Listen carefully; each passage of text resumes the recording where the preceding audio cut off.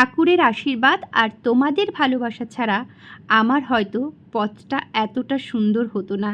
আমি সত্যি অনেক খুশি। আমি এইটুকুনি পেয়েই অনেক খুশি। আর কেন খুশি সেটা তোমাদের বলছি। কারণ যখন আমার 5K ফলোয়ার্স ছিল না, আমার কিন্তু একটাই চিন্তা ছিল আমার 5K ফলোয়ার্স করব। তারপরে কিন্তু আস্তে আস্তে ঠিক কয়েকটা মাসও না, 1 মাসের মধ্যে কিন্তু আমি 8K ফলোয়ার্স কমপ্লিট করে ফেলেছি, শুধুমাত্র তোমাদের ভালোবাসা, যেটা তোমাদের ভালোবাসা না থাকলে কোনোভাবেই সম্ভব হতো না। যাই হোক, তোমরা কেমন আছো? আমার আরও একটি নতুন ব্লগে তোমাদের সকলকে জানাই অনেক অনেক স্বাগত। তোমরা যেভাবে আমার পাশে রয়েছো এইভাবেই আমার পাশে থেকো। আর আমি চাই আস্তে আস্তে আমি এগিয়ে যাব সামনের দিকে। আর আমি প্রতিটি ভিডিওতে একটি কথাই বলে থাকি যে আমি এক লাফে বড় হতে চাই না। যেভাবে তোমরা আমার পাশে রয়েছো সেইভাবেই আমার পাশে থেকো। আর দেখো, আজকের ব্লগে আজকে কিন্তু আমি বানাবো হচ্ছে বিরিয়ানি। আর এখানে কিন্তু বিরিয়ানির মশলা আমি সব কিছু সুন্দর করে রেডি করে নিয়েছি, তোমরা তো সেটা দেখলেই। আর মশলাটাও কষানো হয়ে গেছে, এইবার আমি এখানে চিকেন দিয়ে দিচ্ছি।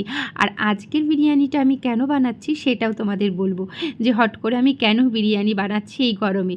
না, এই ভিডিওটা না তখন অতটাও গরম ছিল না, ওই কয়েকটা দিন বৃষ্টি হয়েছিল না মাঝখানে, বৃষ্টির থেকে মানে ওয়েদারটা ভালো ছিল, বৃষ্টি কম হয়েছে কিন্তু ওয়েদারটা খুবই ভালো ছিল সেই সময়।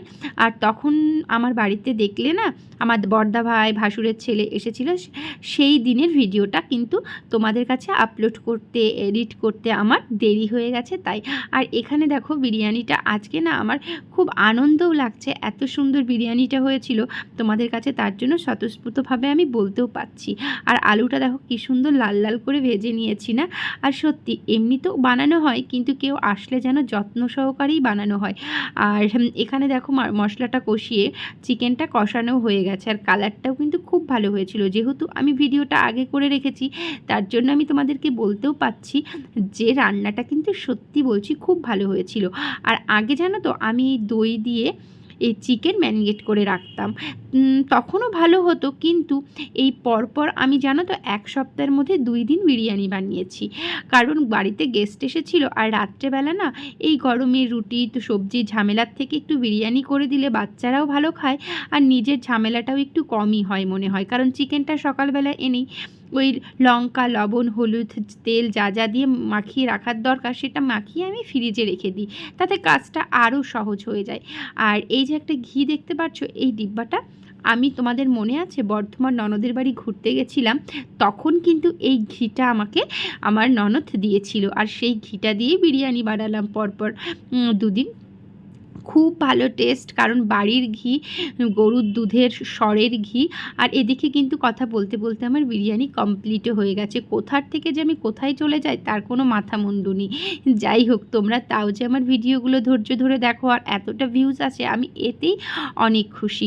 আর এদিকে দেখো বানানো কমপ্লিট হয়ে গেছে। যাই হোক, আজকে কিন্তু আমার বরমশাই আমাকে অনেকটাই হেল্প করেছিল রান্নার জন্য। আর এখানে দেখো বিরিয়ানি আমার এই যে কমপ্লিট হয়ে গেছে, এখন বেড়ে সবাইকে দেবো। আর এখন রাতও অনেক হয়ে গেছে, কারণ রাত্রের ক্লিপটাই তোমাদের সঙ্গে শেয়ার করছি।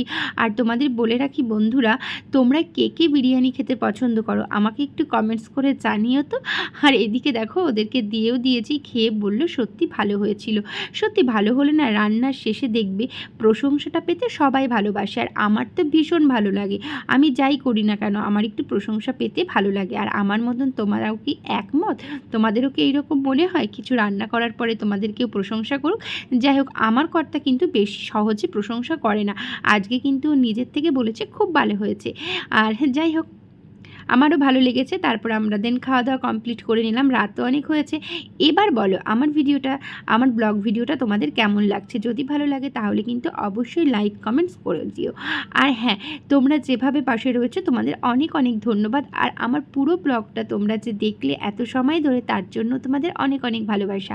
আর হ্যাঁ, আমি কিন্তু ব্লগ ভিডিও চাইলেই অনেক বড় করতে পারি, 10 মিনিট 15 মিনিট, কিন্তু সেটা আমি করি না, কারণ এখনও আমার ভিডিও তোমরা যে ধৈর্য ধরে দেখবে সেই রকম জায়গায় আমি পৌঁছাইনি।